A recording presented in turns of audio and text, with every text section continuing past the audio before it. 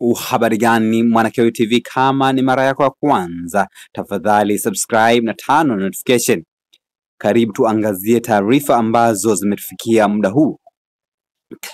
Jeshi la polisi mkoani Mbeya limetoa taarifa kwa umma ikisema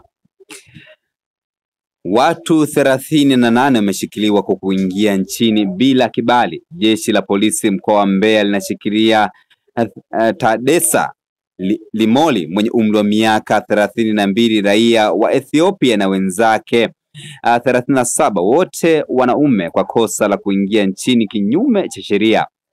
Watuhumiwa walikamatwa mnamo Novemba 11 mwaka 2025 huko katika poli la lanchi ya Matebete lililopo katika kijiji cha Igumbilo Shamba, kata ya Chimara, tarafa ya Ilongo, wilaya ya Mbalali mkoani Mbeya, wakisafirishwa kwa kutumia gari lenye namba za usajili T 953 DGF aina ya Toyota Noah, mali ya Stanlus Mazengo mwenye umri wa miaka 51, mkazi wa Isitu, ambaye ndiye alikuwa akiendesha gari hilo.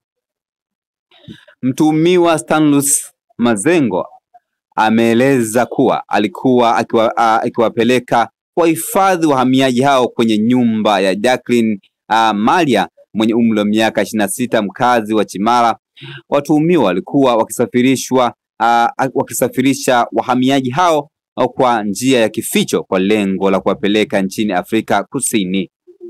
Jeshi la polisi mkoa wa Mbeya linatoa rai kwa raia, baadhi ya wananchi wenye tamaa ya fedha kuacha tabia ya kuwawezesha raia wa kigeni kuingia ama kupitia nchi bila kufuata utaratibu wa kisheria, na badala yake wawekeze kufuata taratibu kupitia mamlaka husika ili kuepuka usumbufu, ikiwemo kukamatwa na kuchukuliwa hatua za kisheria. Imetolewa na kamanda wa polisi mkoa wa Mbeya. Hiyo ni barua ambayo jeshi la polisi imechapisha katika mitandao ya kijamii baada ya kukamatwa kwa watu 38 katika mkoa wa Mbeya, wakisafirishwa kuelekea kule Afrika Kusini. Una maoni gani kwa hichi ambacho jeshi la polisi limeandika? Tafadhali shusha maoni yako katika sehemu ya comment section. Tutaona wakati ujao katika masuala mbalimbali hasa ya kisiasa. Bye bye.